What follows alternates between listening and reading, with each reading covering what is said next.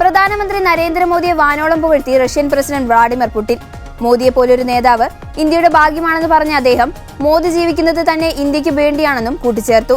India ടുഡേക്ക് നൽകിയ പ്രത്യേക അഭിമുഖത്തിലായിരുന്നു അദ്ദേഹത്തിന്റെ മോദി പ്രശംസ. പ്രധാനമന്ത്രി നരേന്ദ്രമോദിയെ പുകഴ്ത്തി Russian president Vladimir Putin.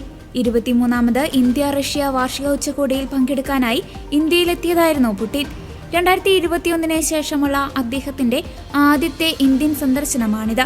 Russia Ukraine യുദ്ധം ആരംഭിച്ച ശേഷം നടക്കുന്ന ആദ്യ സന്ദർശനം കൂടിയാണിത്. മോദിയുടെ അശ്രാന്ത സമർപ്പണത്തെ പുടിൻ പ്രശംസിച്ചു. തങ്ങൾക്കിടയിൽ വളരെ വിശ്വസനീയവും സൗഹൃദപരവുമായ ബന്ധമാണുള്ളത്. അദ്ദേഹം വളരെ വിശ്വസനീയനായ വ്യക്തിയാണ്. അദ്ദേഹത്തെ പോലൊരു നേതാവ് ഇന്ത്യയുടെ ഭാഗമാണ്.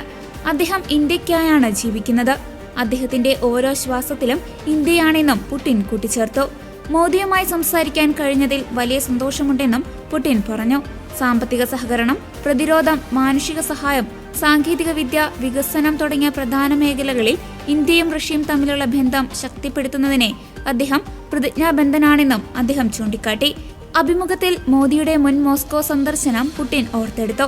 തന്റെ വസതിയിൽ ഒരുമിച്ചിരുന്ന വൈകുന്നേരം ചായ കുടിക്കുകയും വിവിധ വിഷയങ്ങൾ ചർച്ച ചെയ്യുകയും ചെയ്തു. രസകരമായിരുന്നു ആ സംഭാഷണങ്ങളെന്നും പുടിൻ പറഞ്ഞു.